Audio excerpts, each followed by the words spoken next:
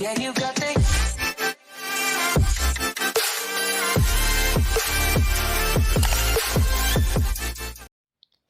Assalamualaikum anak-anak. Kembali lagi bersama Ibu Lutfia. Di sini kita akan belajar tema 6, subtema 3, muatan pelajaran PPKN tentang keragaman agama di Indonesia. Nah, yang pertama keragaman agama dan tempat ibadah. Anak-anak, ada 6 agama yang diakui di Indonesia, yaitu Islam, Kristen, Katolik, Hindu, Buddha, dan Konghucu. Setiap agama memiliki tempat ibadah masing-masing, dan bentuk tempat ibadah setiap agama juga memiliki ciri yang khas. Nah, anak-anak, mari kita pelajari tempat-tempat ibadah di Indonesia berikut ini. Yang pertama adalah masjid. Masjid adalah tempat ibadah umat Islam. Kegiatan-kegiatan perayaan hari besarnya yaitu berdiskusi, kajian, agama, ceramah, dan belajar Al-Quran sering dilaksanakan di masjid. Ciri khas masjid biasanya terletak pada bagian atapnya. Masjid sering dihiasi dengan kaligrafi. Lalu ada gereja Katolik. Nah, gereja Katolik ini adalah tempat ibadah umat Katolik. Kegiatan-kegiatan keagamaannya seperti misa ekaristi. Misa ekaristi ini biasa dilakukan umat Katolik di gereja tersebut. Ciri khas gereja Katolik adalah menggunakan salib dan patung Yesus. Selain itu, ada juga patung-patung orang suci seperti Bunda Maria dan Santo Yosef. Lalu selanjutnya gereja Kristen. Gereja Kristen ini adalah tempat ibadah umat Kristen. Kegiatan-kegiatan keagamaannya seperti kebaktian biasa dilakukan umat Kristen di gereja tersebut.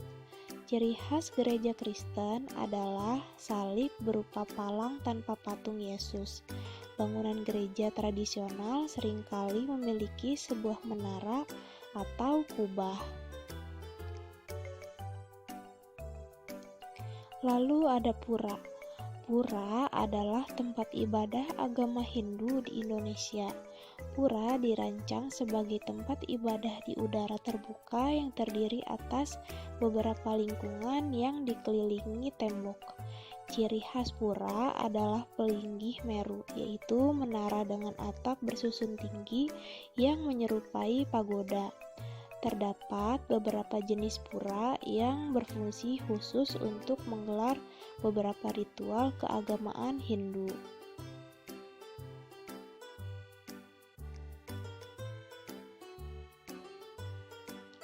Lalu ada wihara. Wihara adalah tempat ibadah agama Buddha. Wihara juga bisa disebut dengan kuil. Wihara digunakan untuk melakukan segala macam bentuk upacara keagamaan. Di dalam wihara ini terdapat satu atau lebih ruangan untuk penempatan altar. Nah, bentuk bangunan dan warna wihara ini biasanya hampir sama dengan kelenteng. Lalu ada kelenteng. Kelenteng adalah sebutan untuk tempat ibadah penganut agama Konghucu di Indonesia. Bangunan kelenteng ini umumnya bernuansa arsitektur Tionghoa. Bangunan biasanya didominasi warna merah dan kuning.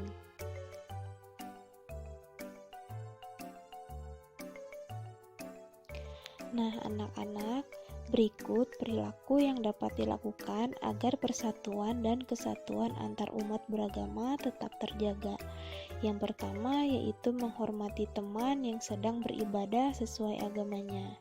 Lalu bermain tanpa melihat perbedaan agama. Nah, yang ketiga yaitu tidak memaksakan agama kepada orang lain.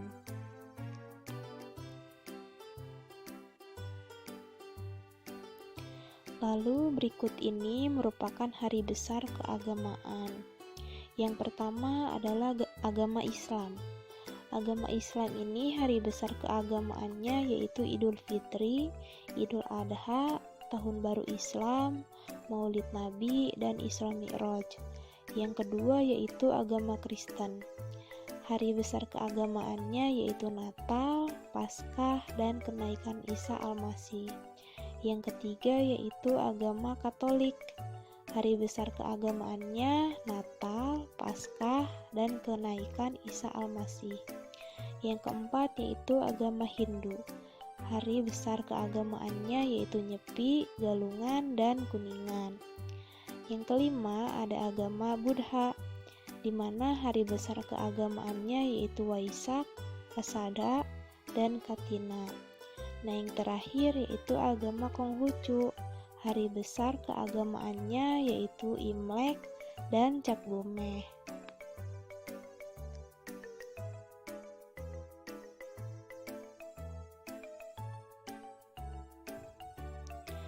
Nah, anak-anak, setiap hari besar keagamaan memiliki makna tersendiri bagi umat yang merayakannya. Setiap umat beragama harus saling menghargai keragaman hari besar keagamaan. Lalu selanjutnya ada tujuan perayaan hari besar keagamaan. Yang pertama yaitu Hari Raya Idul Fitri agama Islam. Tujuan Idul Fitri ini adalah merayakan keberhasilan melaksanakan kewajiban berpuasa di bulan Ramadan sehingga kembali suci pada hari tersebut. Nah, yang kedua yaitu Hari Raya Natal, agama Kristen dan Katolik. Tujuan perayaan ini adalah untuk memperingati kelahiran Isa Al-Masih.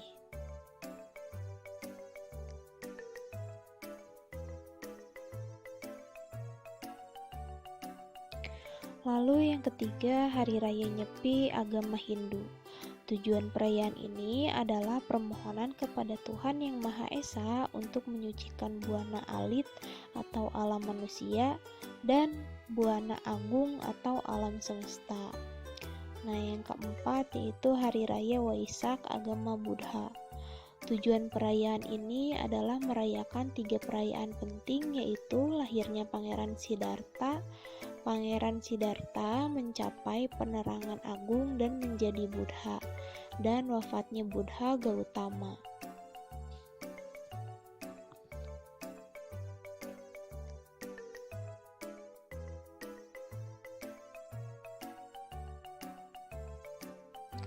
Yang terakhir yaitu Tahun Baru Imlek agama Konghucu. Tujuan perayaan ini adalah ungkapan rasa syukur dan harapan agar rezeki melimpah di masa yang akan datang. Selain itu, perayaan ini juga digunakan sebagai sarana berkumpul bersama keluarga. Nah, anak-anak, itu dia keragaman agama di Indonesia. Semoga video ini dapat bermanfaat bagi kita semua ya.